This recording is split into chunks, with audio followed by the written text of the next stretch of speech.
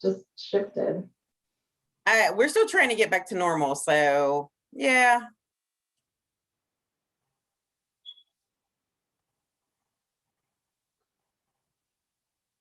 At least they have their programs now, because last year it was like, what can I do to entertain you? Uh-huh. Yes. Every day. I hear you. It's that easy. I know. But I think the pandemic has created resiliency in the students. So it'll be. Oh, definitely in our students. Yeah. In the end, it'll be a good thing, but it's been a struggle. Absolutely. Absolutely. Ready to go? Yeah, it looks like we've got Chair White. Good to see you, Miss Tiffany. You as well, Board Yeah. Member Cole. All righty, well, here we go. Good evening, and thank you for joining us tonight. My name is Tiffany White. I am a volunteer co-chair for Region 5 of Columbus City Schools. My role is to help facilitate the conversation tonight and take you through the agenda of the evening. Please keep your cameras on for the entirety of the meeting. Keep your microphones on mute until we get to the discussion breakout rooms. Use the chat function should you have a question, and we will have one of our other regional volunteers make sure that you are heard. We'll acknowledge when we don't have an answer to a question that you may be asking in the chat.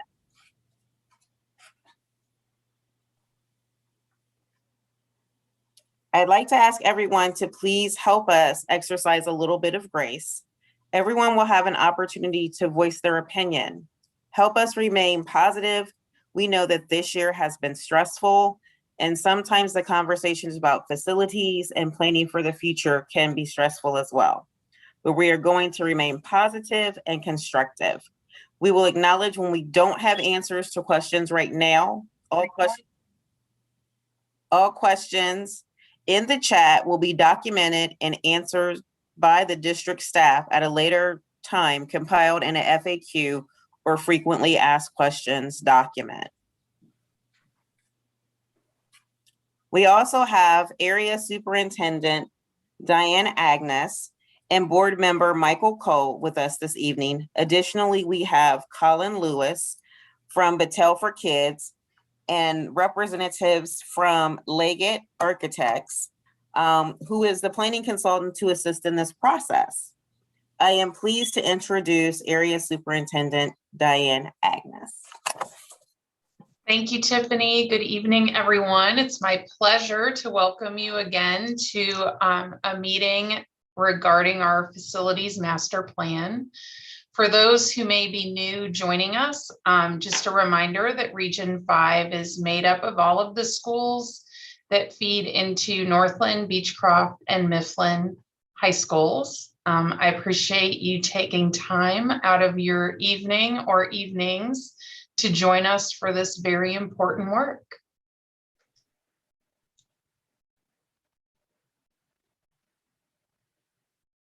Board Member Cole. Thank you so much, Chair White, for your service and for guiding this meeting and this important community discussion.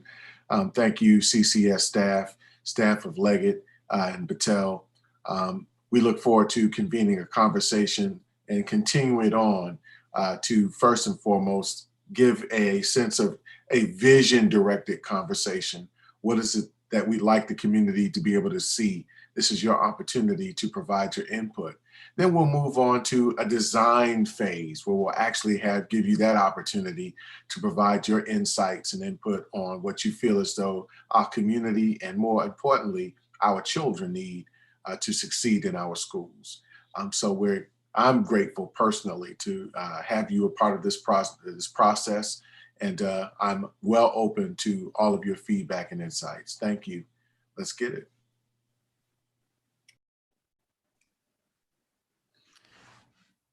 Thank you very much, Ms. Agnes and Mr. Cole, for your introduction, and welcome everyone. For those of you who've been with us for our previous discussions, welcome back. We are very excited to continue, and for those of you who may not have joined us, welcome to the conversation. My name is Dennis Pavin. I'm a project manager with Leggett Architects. Part of our team that is with you this evening is Robin Randall and Melva Williams-Aragao. Our other components, or other team members that will be joining us as the process continues will be Ferris Planning and Design and AEC. They will be joining us once we start getting into some of the conceptual conversations starting in the fall. We wanted to remind you that all of the information that has been presented previously is on the website. This is a live QR code. Should you would like to take a look at the website, hold your device up to this code. If not, you will see the website listed below it. Part of this information will be the future surveys, including one for this define phase, and previous meeting notes and summaries, FAQ sheets, and an email address should you have any questions. We would like all voices heard. Just a recap of what is the master plan? What are we doing here, I guess, is how we could properly say it. And the first and foremost is it reflects the vision of a Portrait of a Graduate. There has been a lot of effort from the district, top to bottom, that has gone into what is a Portrait of a Graduate. And we need to reiterate the fact that our facility discussions and the visions, similar to what Board Member Cole said, needs to reflect what a Portrait of a Graduate is to Columbus City Schools. It supports academic programs for all grade levels. This is a top to bottom discussion. We're aligning utilization enrollment for all regions. So this is obviously the Region 5 discussion, but we are trying to create the most effective and efficient plan for all regions and how it can reflect the student experience within a Portrait of a Graduate. The purpose of a master plan process is to gain consensus on what that concept is. So as we are presenting and we continue with these discussions and we take these visionary discussions into what the conceptual ideas of what the master plan will be, we will have an opportunity to weigh in and gain consensus on what that plan should be. And the implementation prioritization. This is the largest school district in the state of Ohio. What that means is that the plan will take 10 to 12 years to implement. There is a lot of planning that will be going into this. And so our collective efforts are to prioritize when each of the facilities that we will be addressed in the plan, when they will be approached. And the ideas of building design, that comes after the plan is approved and funding is allocated. So we won't be designing actual space or actual buildings until later on. And then what the master plan is, in conclusion, is a report. It is a series of documents recording all of these conversations, recording the conceptual ideas, and then showing the final ideas as what the consensus plan is. The report, think of that as the glue that holds all of this together and how it achieves a Portrait of a Graduate. We've been asked to show an example of what a master plan has been. This is a conceptual plan that has been reviewed for Shaker Heights City Schools. Robin and I worked with Shaker Heights about 4 years ago. So you can see that this is a concept that was presented and was voted upon. You could see that the idea was renovating the elementary schools, building a new middle school, renovating the high school, keeping all the grade banding the same. And you notice in the upper right-hand corner, the green, yellow, red, those were the votes that were given at the community discussion. Green was, we like the plan. Yellow was, there's other plans we prefer. And red was, this plan is not preferred at all. But this is the type of result that you will see at the end of the master plan. So where are we now? We are in the define phase. We've gone through discussions of what you have. We've gone through some of the visionary ideas and how it relates back to the gather phase and specifically the Portrait of a Graduate. And then the define phase is what we call the program phase. So we're developing what kinds of space, how big are they? We're just getting the ideas of conceptual space that we need within our buildings. And then in the fall, we will start that conceptual process of what the plan will be. Just to recap a little bit of the process, step one was the gather phase. We asked the questions of what aspects of your schools are successful. We had a very large amount of information that came through these discussions, and a lot of really interesting discussions of learning what is working within Columbus City schools. This, what you see here, the availability of the pathways, the communication, the pride in the diversity, the dedication and commitment. This is a summary that was presented in result of what was in common through all 6 regional discussions. Each regional discussion summary is available on the website. And then in contrast to that, we asked, what are the barriers? And so the lacking of sensory and intervention spaces, the inequity, the perceived inequity amongst the facility upgrades throughout the different regions in the district. This was a summary that was expressed throughout all 6 discussions. And again, please refer to the website for the individuals. Step 2 was the envision phase. And in this envision phase, we want to reflect back on how we can make what was positive better and how we can address changing the items that we saw were challenges within the district.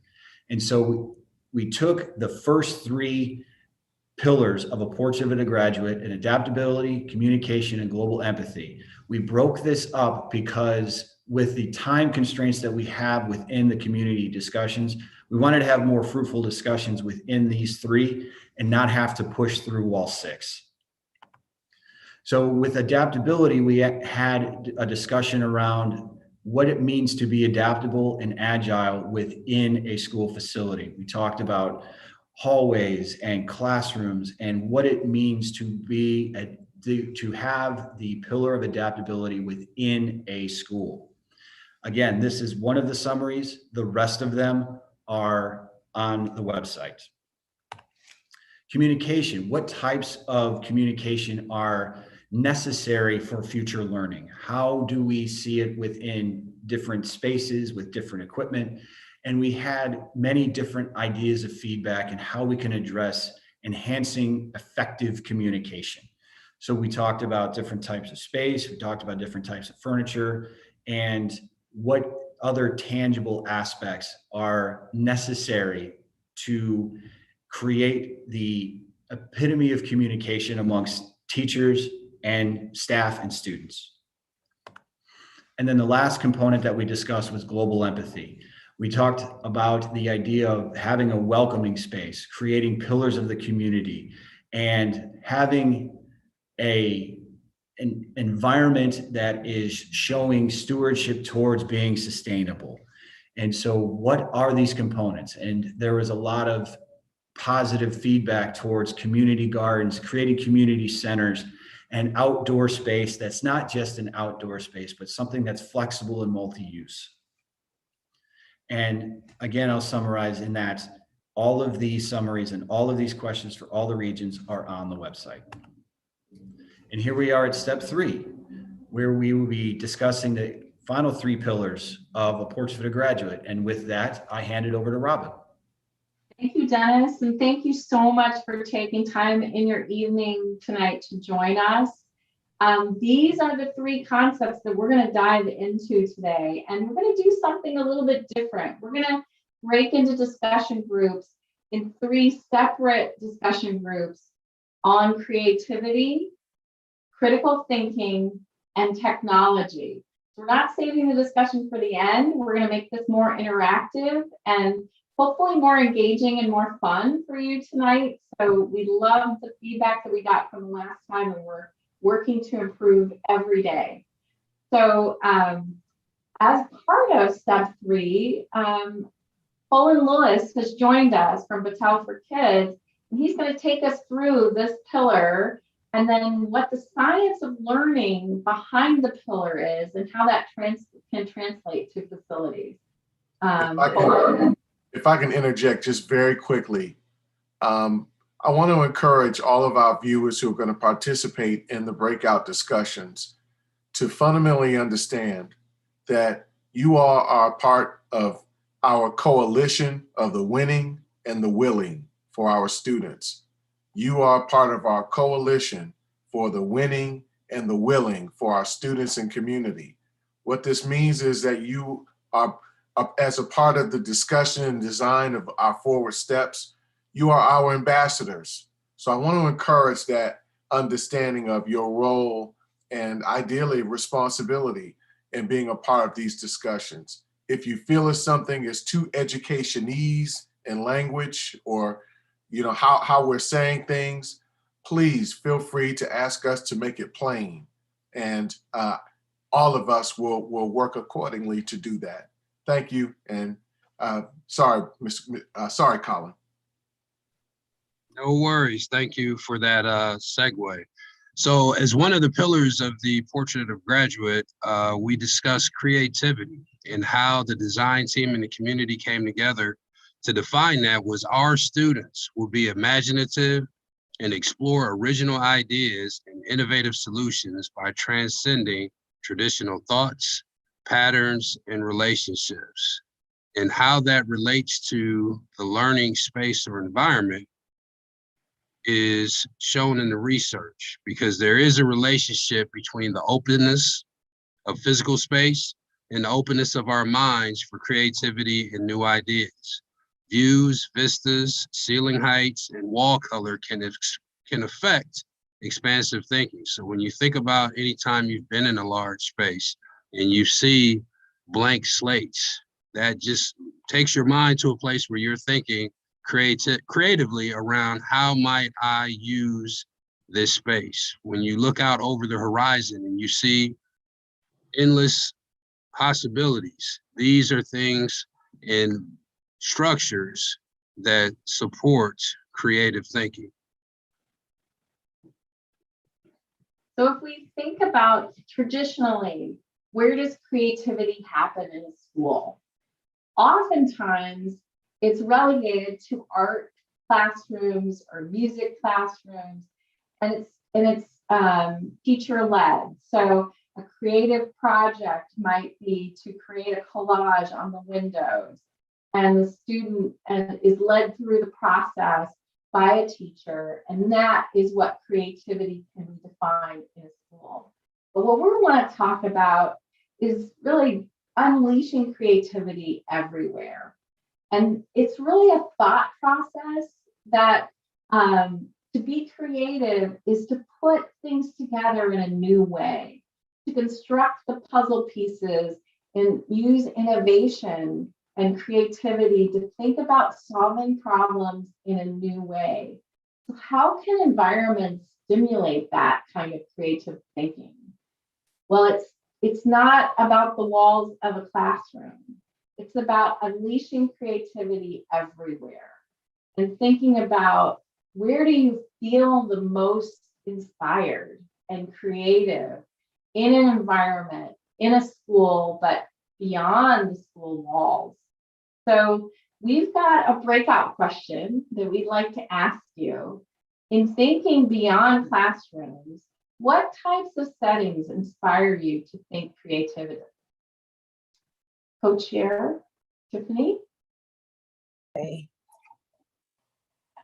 So the purpose of this discussion, obviously, is the 3 pillars. In this breakout, we're going to do creativity. We've already asked the question. Our Zoom moderator will organize us into breakout rooms. I will be bouncing from room to room, kind of trying to get and gather information. But we ask that we have someone that is a scribe, a reporter, and a champion, so that when we report out, once we come back, we can gather that information. It will take about 10 minutes, and then we'll come back together as a group and have that group discussion. With that, you can now go to your breakout rooms.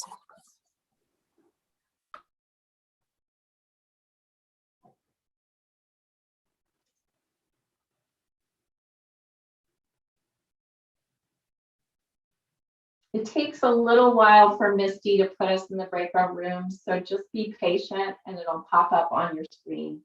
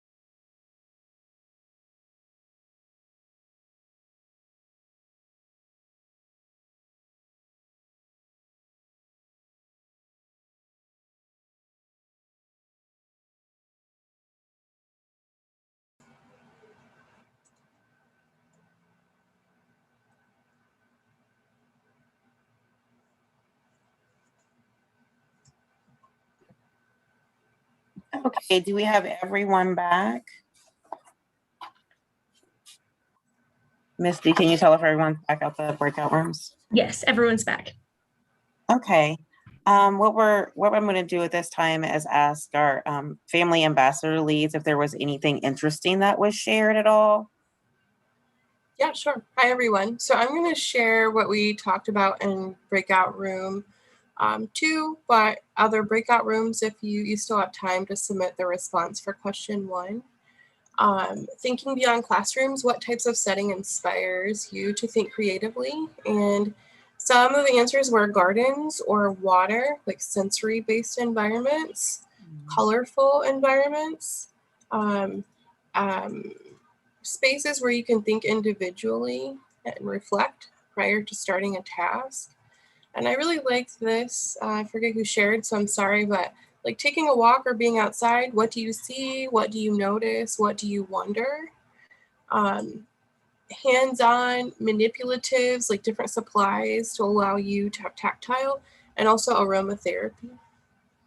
That's what we had in our group. Tiffany, did you join a group that you have anything to share?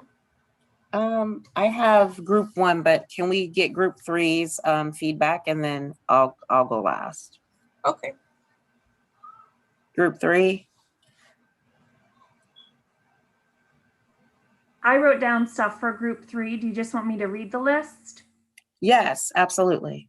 Okay, so our team, group 3, I believe we were group 3. We came up with music, images, nature, comfort, being comfortable. Kids learn much better when they're feeling good. Workshop, water, open space or field, and then people and events that are around you can be inspiring. Having a flexible space where you could go if you want to be quiet or if you go where you want to collaborate with your classmates. And I just thought of this one, but making sure that we're accommodating for our ESL children who might not know the language, just making sure that we have a space where we can have examples of things that they may have never seen before to help get them acclimated to the classroom. I like that. Thank you. So I had group 1 and we talked about outdoor spaces being inspiring either for math or science, but we had a English language arts professional on the line, and she was thinking about poetry, or when you do Shakespeare, you can do Midsummer Night's Dream outside because it's focused around that. We talked about reading nooks. I asked a question about bright colors and things like that, and we talked about we could have color, but not to conflict with whatever the teachers were going to decorate in the classroom with. But keeping in mind that we need to, I love that we discussed the ESL in group 3 because we actually discussed the special needs children and what type of sensory things that we could get for them.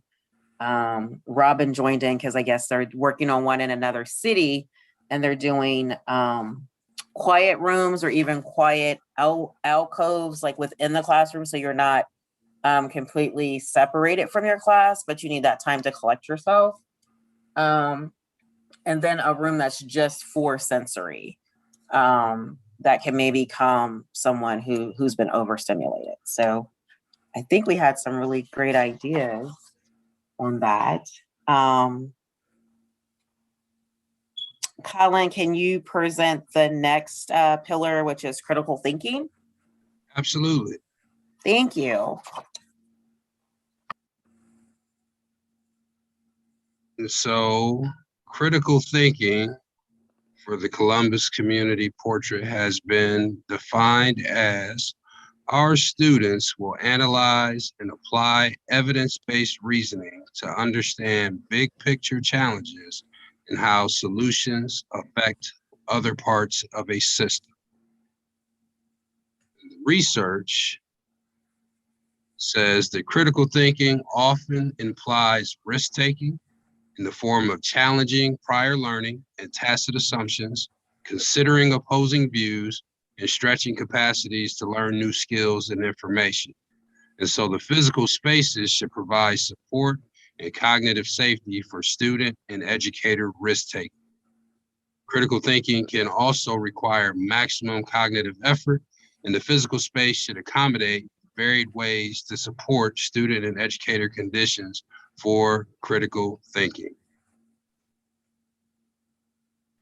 So if we think about space related to critical thinking, we're often thinking about lab space because critical thinking is often associated with hands-on learning and intersecting that lab space with small group environments so that there's still collaboration happening, but the critical thinking is comparing and contrasting different elements. So if we expand on that, it's what critical thinking can lead to is the connections of dissimilar ideas, and where the spaces that can happen can be spontaneous learning. It can be an environment where you can interchange ideas. And so that's what we're talking about in terms of space, is supporting that environment that can provide spontaneous learning and also connecting dissimilar elements. So let's don't think about a school space. Let's think about an office space. This is where our students are going. They're going to a place where they'll need those critical thinking skills. Can we create a space in the schools from elementary to middle school to high school that provides an environment where there's quiet learning, there's exchange of ideas, there's spontaneous learning, walking by and saying, hey, I need to talk to that teacher about this thing, or I need to talk to my colleague about this thing. So we want comfortable seating, we want flexible furniture, but we also want to provide a space where unlike subjects can connect and create something new in that critical thinking environment. So our question for tonight around critical thinking is, part of critical thinking is to challenge previous assumptions and connect unlike ideas. What are the characteristics of spaces needing to support critical thinking? Co-Chair Tiffany? In this breakout session, we'll look at the pillar of critical thinking, think about the presentation, what we just learned, and how we can support this pillar with spaces within our school facilities. How would these spaces work? What types of spaces would encourage our students to analyze and apply evidence-based reasoning to understand big picture challenges, and how solutions affect other parts of the system? What we're going to do is Misty's going to give you breakout room things again, and we have 10 minutes. We need a scribe, a champion, and a speaker. So look for your breakout rooms, and we'll get back together in 10 minutes with good information.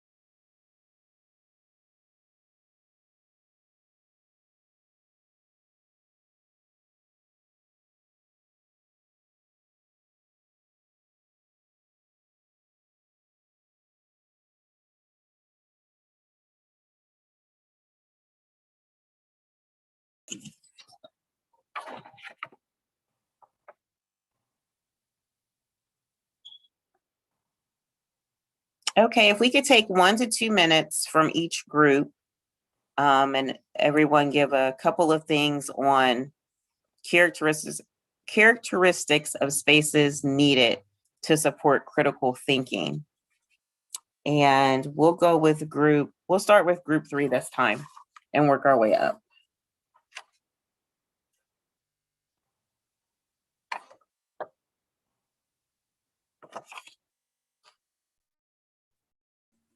I guess I didn't really write down a lot of stuff on this one. We were talking about the flexible tables that can be folded up. And if the kids decide that, hey, we're going to show that we know this concept by acting it out for the whole class, because we give them a lot of options. They don't have, it's not pencil and paper all the time.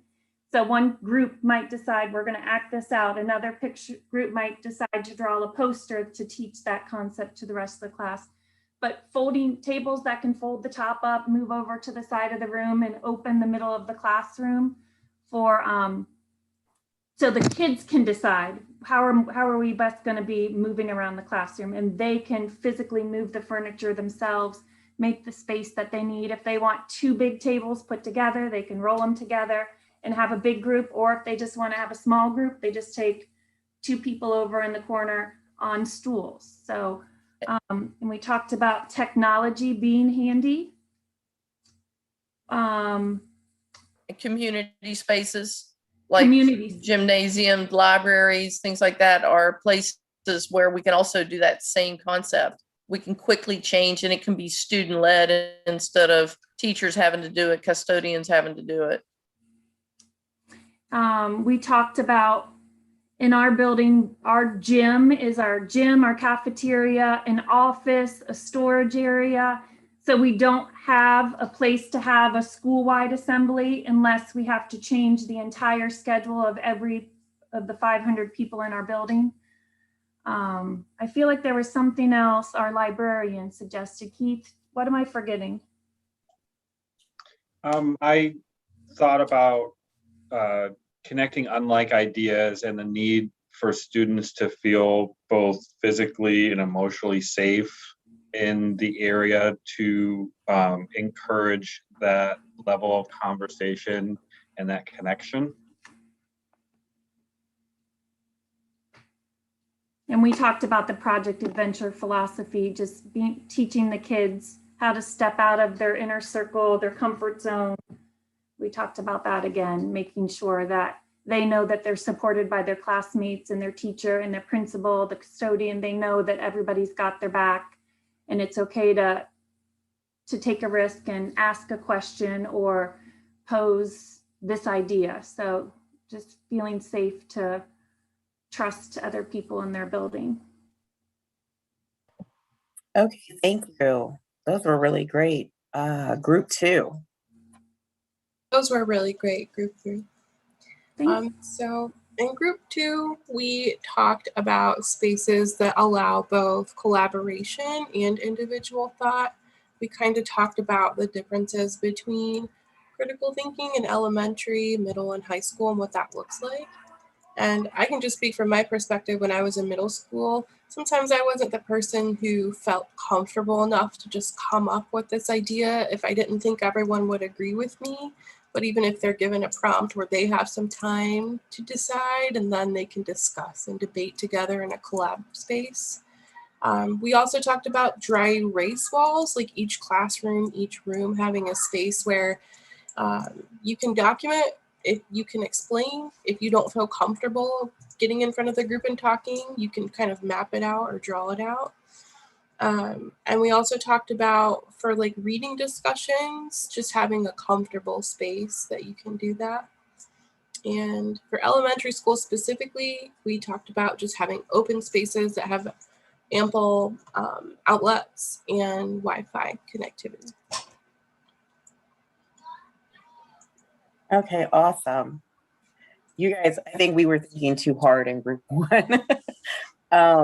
We came up with the sliding walls between classrooms, and how we got on that discussion was teaching multiple subjects in tandem.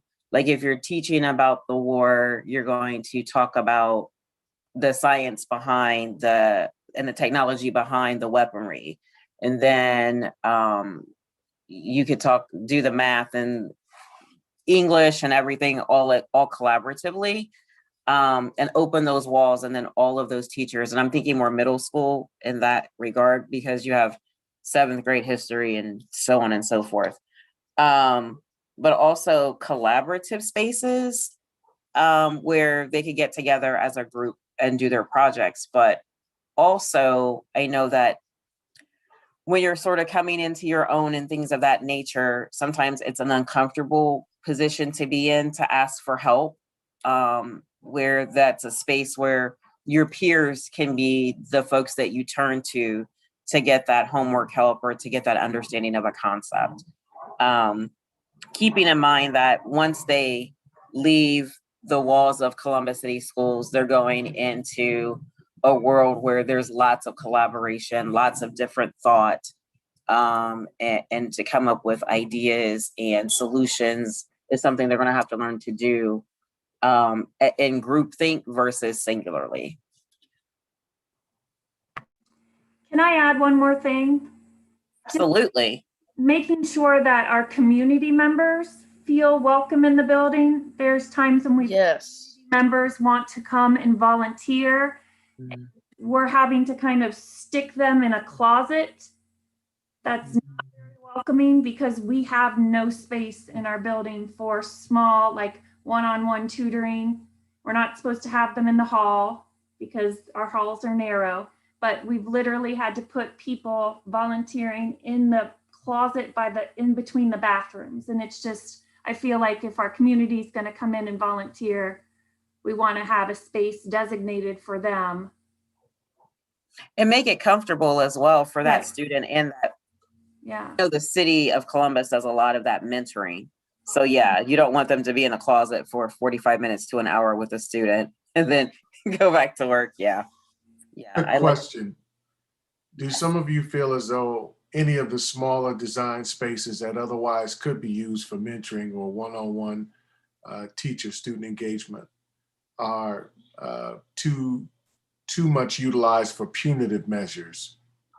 Things that are rooms that are designed to take kids out of a space, for punitive action because of behavior or something to that effect. Do you think that we utilize too many of those spaces for that kind of engagement?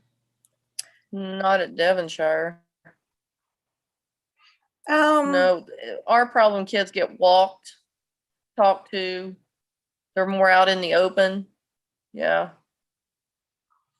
I think if anything, we don't have enough of those spaces in general for anything, not for the kids being pulled out for tutoring, not for the kids with the behavioral disturbances. I don't feel like there's any building that has any spaces significant enough to handle the things that need to be done within the buildings. We have teachers' offices in closets. Like that's their actual office. So it's packed full over there. Are you at Devonshire as well? Yes.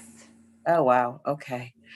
I think just from what we've done so far, board member Cole, the idea of not making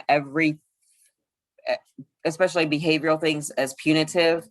I like the idea of an alcove within the classroom. I mean, if the child can't settle themselves, they need to be removed from the situation. But think about the student that every day is in peak. They're missing out on those learning opportunities, and even how to self-regulate if we continue to isolate them. I don't know of a school that overutilizes that, but there could be one, maybe just not in this region. So that's like a question for the other board members to ask in their regional calls. Misty, I'm sorry, not Misty. Kiera, was there anything else that you thought was interesting within the groups? The only thing that 2 people mentioned in group 2 is they really liked the image on one of the previous slides. It was like a science lab. 2 people brought that up, so I thought I should mention. Okay.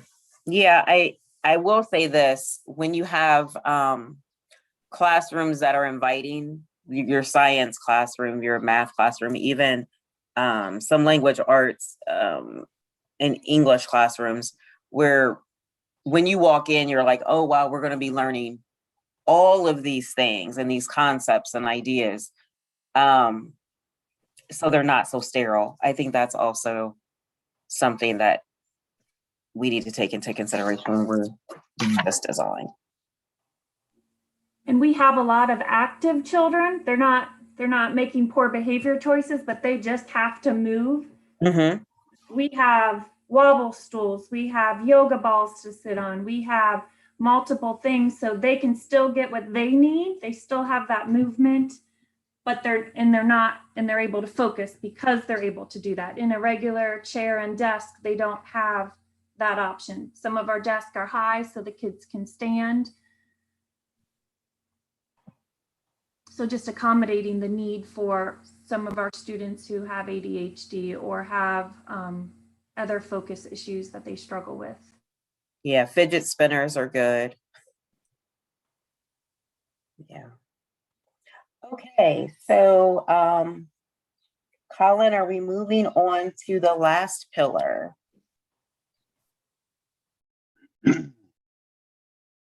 Okay.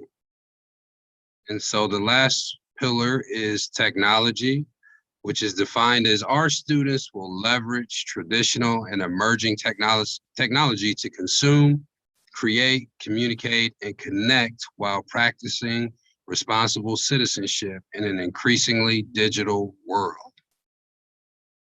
And what we know about technology is that it is ever evolving, and the pace at which it's evolving is becoming even more rapid, and that the physical spaces should have some measure of flexibility to accommodate the ongoing evolution of technology.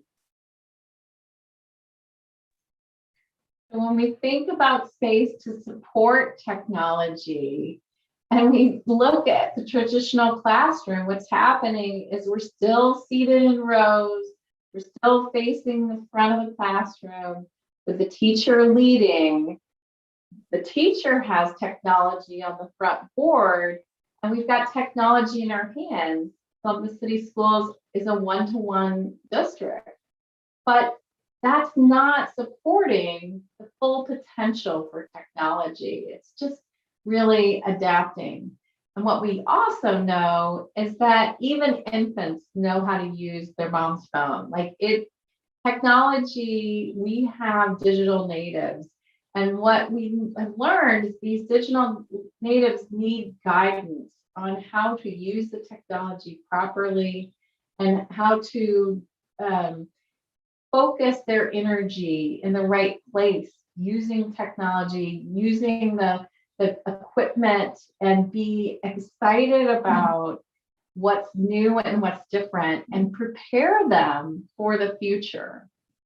Because this is what Google looks like right now. This is where they're going.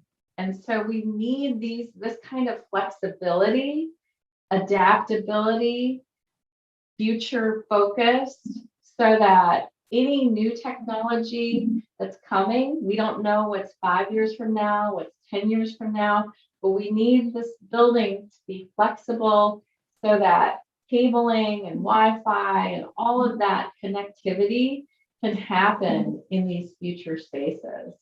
And the diversity of thinking can be stimulated by this technology. So our question for you on our last breakout session is, given the fast pace of technological change, how can we plan spaces to accommodate this fast-paced change? Okay, so what we are going to ask you to do one last time is to think about what we've seen in these presentations with regards to technology and how we can leverage that technology for our students, not only as consumers, but as creatives, to communicate and connect with responsible citizenship, obviously, in this digital world. So Misty is going to assign breakout rooms. Please join. After 10 minutes, we will return and we'll have our scribe and reporters.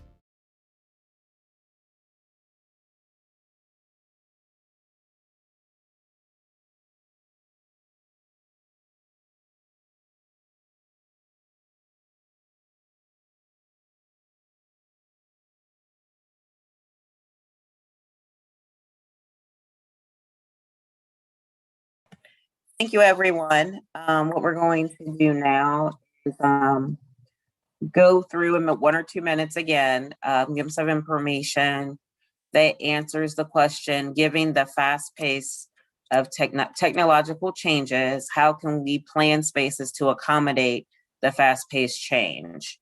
Group number 2, we'll start with you first.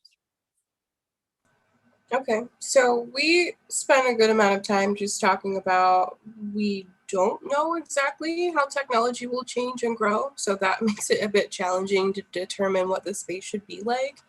But board member Cole did bring up a good point that, you know, business evolution with technology typically goes faster than a school district. So partnering with them and, you know, getting their insight and possibly even utilizing some of their space could help us just as a school district stay in time.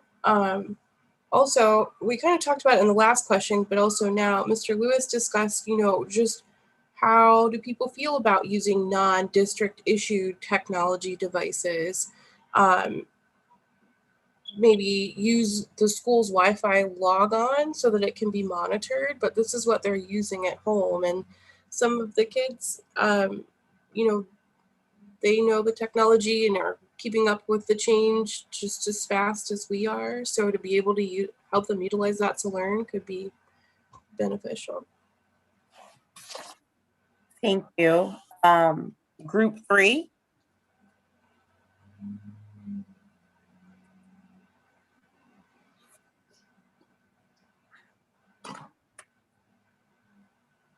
I guess Here we are. we talked about having video equipment, or Kathy or anybody else in our group help me out. I can't remember. So we talked about the video equipment. So kids have different ways to present the knowledge that they're learning instead of those same old, everybody does the same exact project. We're trying to give them more choice boards. You can show your learning by, if you guys can come up with a way, you can do a play, you can do a skits, you can do a video, you can do a commercial. So just having that technology, grab and go and get with your group and create your proof that you learned whatever the concept was that was being taught that day. We talked about the kids have their Chromebooks, but the kids can't print anything from their Chromebooks. So I don't know what we can do to allow them to print at school with their Chromebooks, and hopefully at one point every classroom would have a working printer.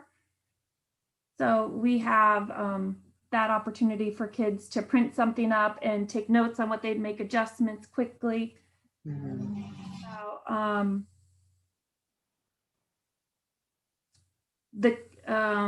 Dennis, what did you say about the kids? It's creating the ability for students to create and not more than just consume. So what is that space? Yeah, like she's talking about printers. Well, we're outdated on printers too. 3D printers, you know, giving kids that creative edge, giving them that, you know, hey, I can do something here. And I was talking about connecting with other schools in other countries and other states. You know, it doesn't have to be just America anymore. We've proved it with Zoom, but we need the bandwidth for that. We need the capabilities to be able to do those things. And that's what we're talking about. How do we push these kids with the technology? How do we help them with the technology? And, you know, maybe it's giving these things, get them into their hands, but we've got to know what is the next big thing. What are we not seeing? And partnering with businesses is a great way to do that. I mean, you know, we've got Google in our backyards, Facebook in our backyards. They're all And right maybe here. Inviting those people into our buildings to teach our kids the new and best products that are being used out in the community or in the business world. Yeah, and our kids know how to use, you know, picture technology, GoPros, things like that. And why aren't we using them? Why don't we have the capability to help them create digital media? I mean, my goodness, jobs in that field are through the roof. And we don't do that. At least I don't see anybody doing that. We still have them creating Google Slides. I mean, Google Slides is cool and all, but they can do so much more. Give them the power. And give the district the staff to help keep that technology going. We can't have one technician for 3 schools and have the first 3 months that were in the building back at school. We had classrooms that didn't have working technology because our tech was working on fixing the Chromebooks that were broken by the kids at home, bringing them back and forth. We did not have, I mean, that's what he came in and he fixed that because that was the priority, but classroom technology didn't get set up in a reasonable amount of time. And we had many kids who broke their Chromebooks, were waiting for replacements, but we didn't have backup Chromebooks in our building to let them use when they came. So yeah, and regular backpacks going home with Chromebooks didn't work. You know, they needed good things to carry those in, and they didn't have it. And I can't tell you how many times I was at the bus. That was my duty at the end of the day, help kids. They would come outside, their little backpacks, Chromebooks, everything they could stuff down in there. And then you'd look and it's unzipped. And you're like running over trying to make sure it's zipped up before they get on that bus. Then they get on the bus and they have to sit against a seat with their backpack on their back. And we try to teach them to put it on their front instead of on their back. Well, it's cumbersome to them. They're children, you know, so we had a lot of issues. And that was something else we should have thought through a little bit better. What can we put these Chromebooks in to help these kids protect them? Because they can't do it on their own.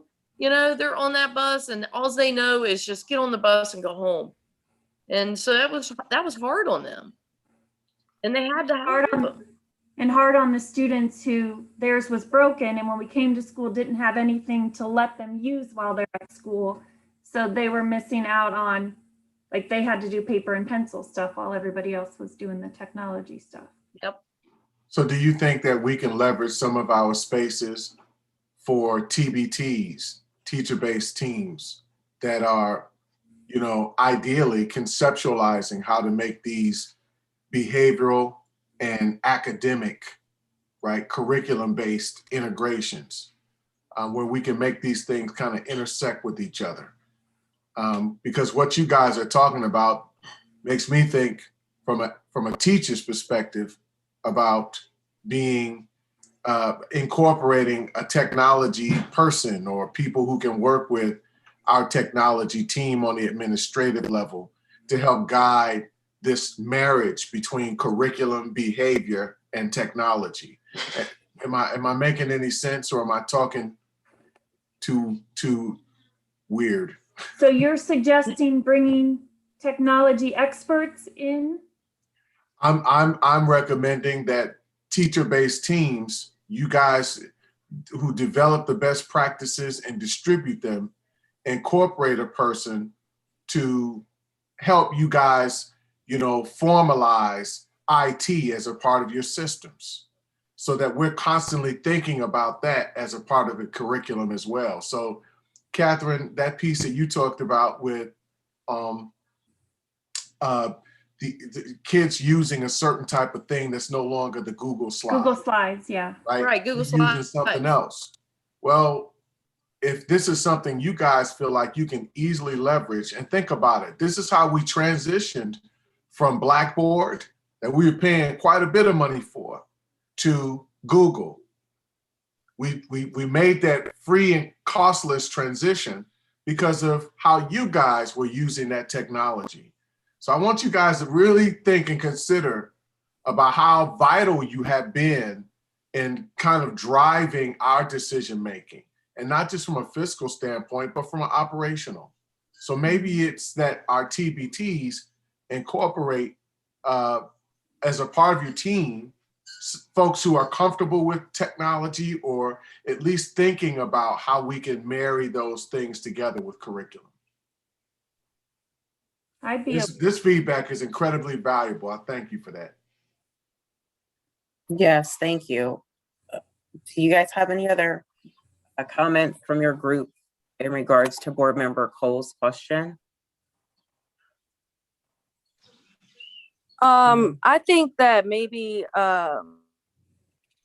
incorporating more digital field trips, maybe be, and it doesn't have to be like a field trip that the kids actually get on a bus and go. Maybe if we're presenting like maps or geography, the students, we can pull up Google Maps and show them the actual zone in and satellite and map view of it, or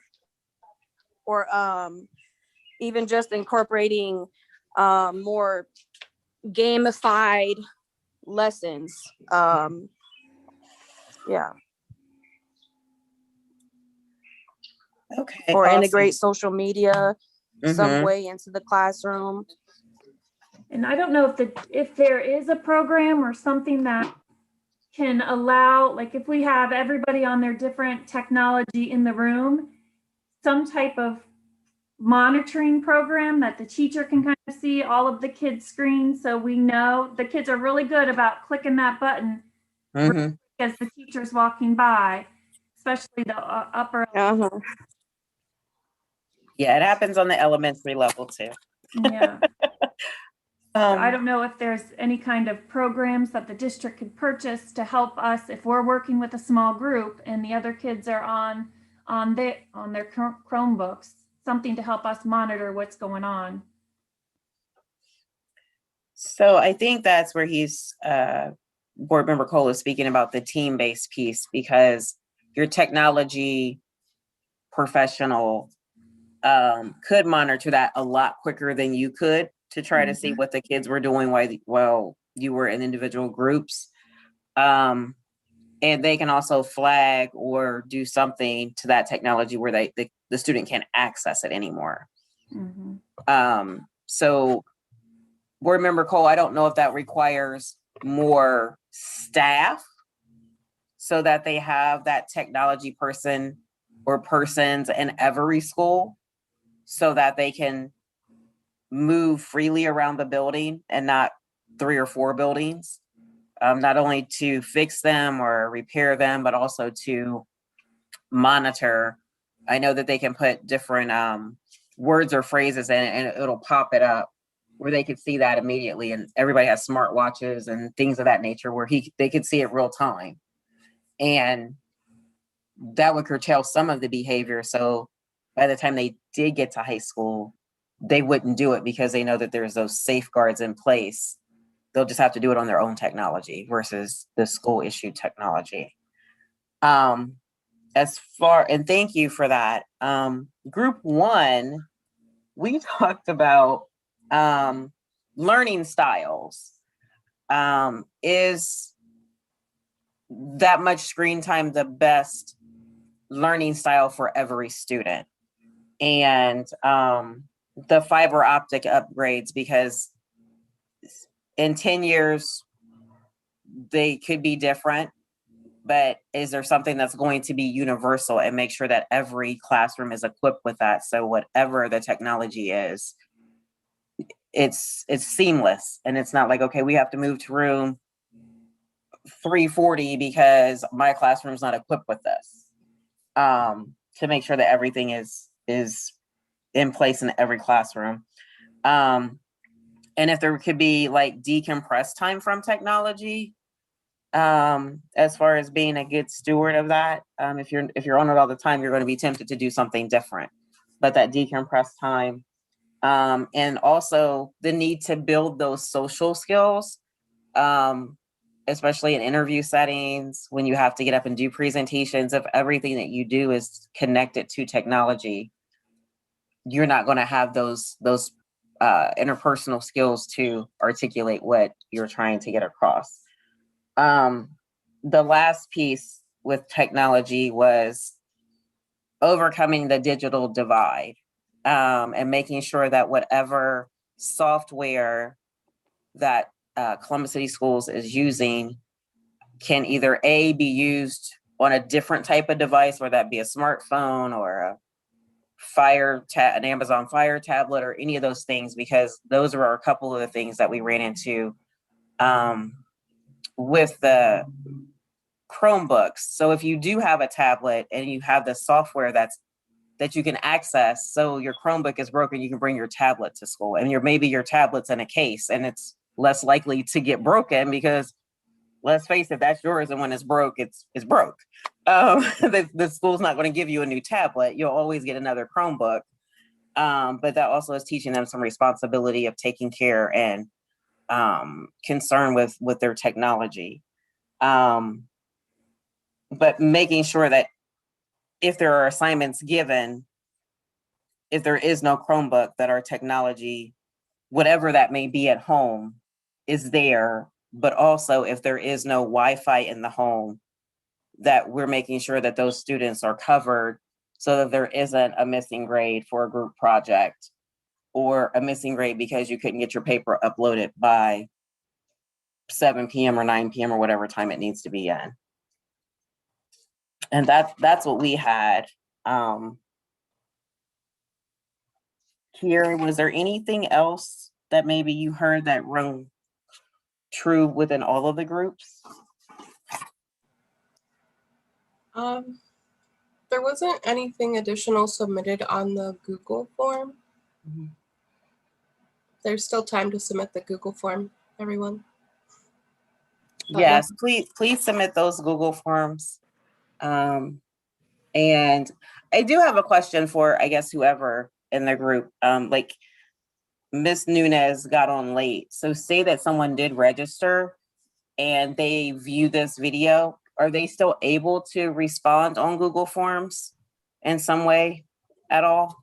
So if they watch the video, what they can do is they can send their responses or their feedback to the facilities master plan at columbus.k12.oh.us. So that email is checked frequently, so they can watch those videos. They'll be on YouTube. And then if you go to that FMP website through the district page, you can find the link there. So it'll give you like a little sentence and it'll say, if you would like to provide feedback, click here. You'll click that. It'll automatically send you to the email address, and then you can just send us your feedback that way. Okay, and then the last question. One of our participants was also working. So I know we've had this discussion a few times about families who are working in the evenings and aren't able to access these meetings. We're moving away from COVID and into, I'll say, quote, normalcy.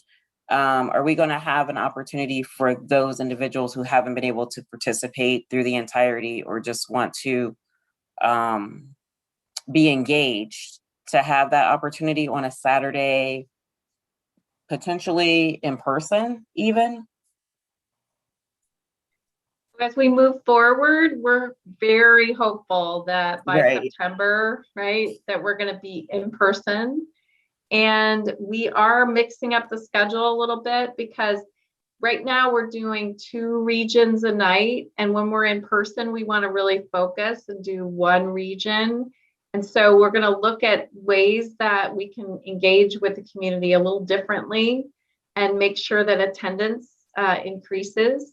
But certainly we're going to look at potentially maybe a shared region on the weekends for each of the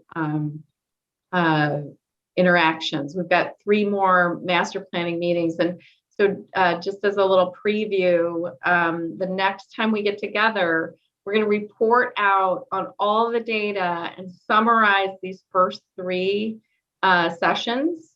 And then that'll prepare us for October when we're getting together and really talking about concepts. So this has been a really in-depth and excellent discussion tonight, and we can't thank you guys enough. Thank you. So before we turn it back over to Colin, is there anyone who has any final thoughts, any questions, comments? If you don't want to ask, definitely put it in the chat so it can be captured for that frequently asked questions document. I did think of one thing. I know that for kids particularly, I don't know if there's an age cutoff, but using a computer screen throughout the day is harmful to their eyes. Mm-hmm. So I was wondering if the district had thought about those glasses that, not all families can afford have a safe place. So if there were glasses made available to classrooms that while their kids are at school, just to protect their eyes from all the blue screen. Board Member Cole?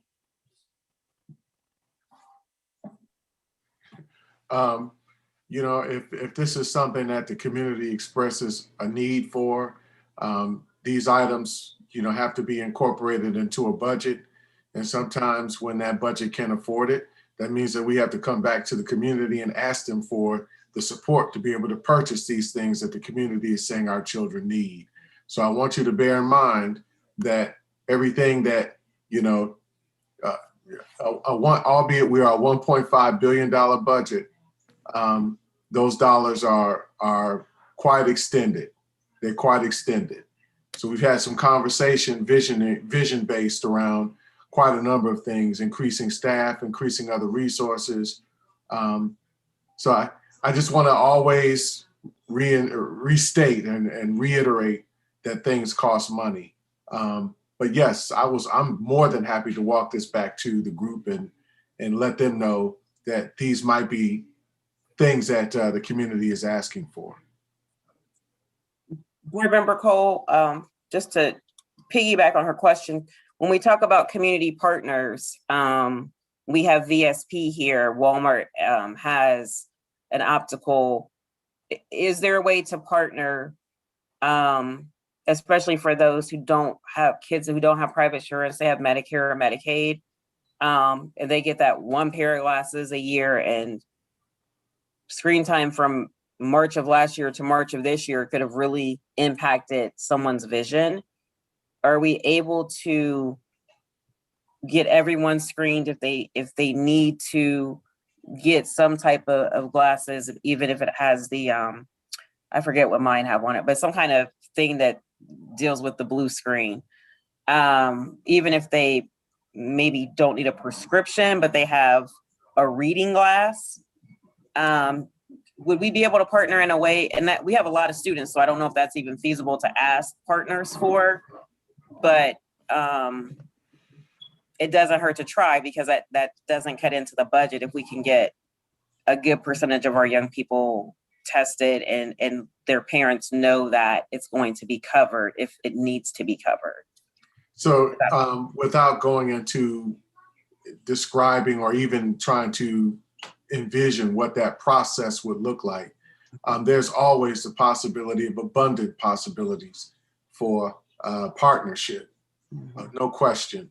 But I always too want to reiterate that the organization, the companies that we're dealing with are profit-based entities, So I'll make a perfect example of the hotspots. A lot of folks were talking about the hotspots and can they donate? And we actually purchased those hotspots for our students and made that immediate incorporation of that into our budget. Again, not to say that can't happen for students for eyeglasses, without going into what that process of identifying how many would be needed and all of that stuff, dealing with those kind of base assumptions.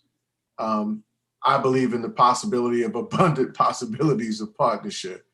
But there's always got to be some skin in the game, I feel. But again, something else that I'm willing to walk back to our partnership and our community engagement side of administration and the superintendent. It would be appreciated. And I say that because I know VSP has done that on a smaller scale, but if we could get other optometrists to buy into that, even some that are community-based, to potentially do some.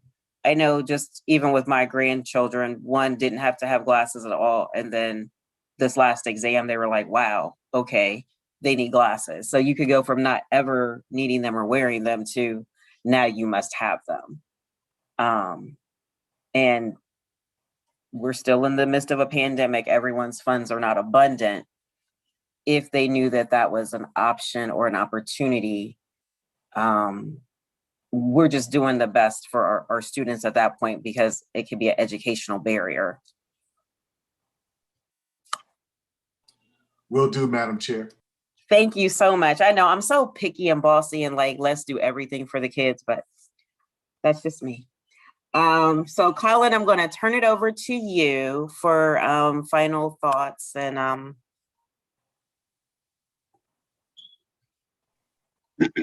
Okay.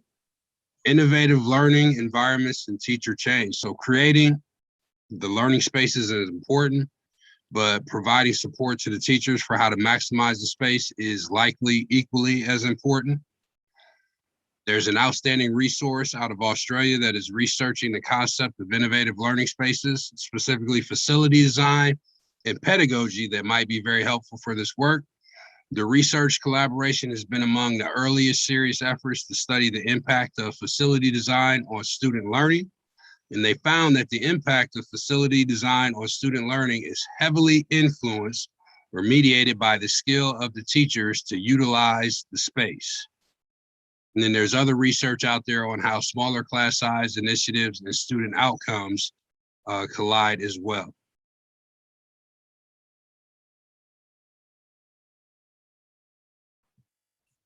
okay, so our next meeting will be actually with our co-chairs, student leads, facility master plan chair on June 30th. You guys are more than welcome, our audience, to be in on that conversation discussion. We're going to review all of the discussions at the committee meeting, provide insight for potential investment improvements. See, board member call, I got the investment piece in my mind. Discuss ideas for future community discussions. The review of the process will lead to future questions and upcoming surveys. Please join us on Wednesday. You can do that through Facebook or YouTube, the school board's YouTube page. Just a reminder, if you would like to catch up on any of the previous phases or any upcoming meetings, please visit ccsoh.us/FMP.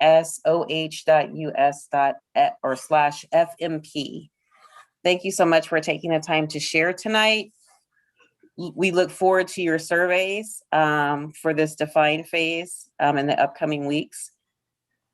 We look forward to our next community discussions to report out all of the data that has been gathered thus far. We feel that it is necessary to keep you informed as much as possible before we start the creative concepts process to this master plan later on in fall of 2022. Your input is greatly appreciated. Enjoy the summer, and we will see you in September. Yay. Nice work, everyone. Thank you. I have one question before we go. Yes, ma'am. The survey that you're talking about, is that the one that was sent along with the email, or is this a separate survey? The Google Doc for this particular meeting, it's attached to that email, correct, Misty? I think Misty had to jump off, but I think you're correct, Tiffany. Yes, ma'am. So if you answer those questions and submit it, we'll capture your responses. And if you know anyone else who signed up for it, please have them watch the video and then respond as well. Okay. I got the survey right after I registered for this Zoom class, and I already submitted it. So Okay. I didn't know if there was another one to do as well, but the other man that was just speaking, when he mentioned the Australian or what they're doing with their school system, I had read the exact same article, so I mentioned some of those things in the survey as well. Oh, awesome. You were a little bit ahead of us. I thought I yes. had to submit the survey before we registered, or for the registration of this meeting. So I was like, well, I can't answer these questions without doing a little bit of research. Awesome, Ms. Nunez. That's called preparation. Love it. Absolutely. Critical thinking.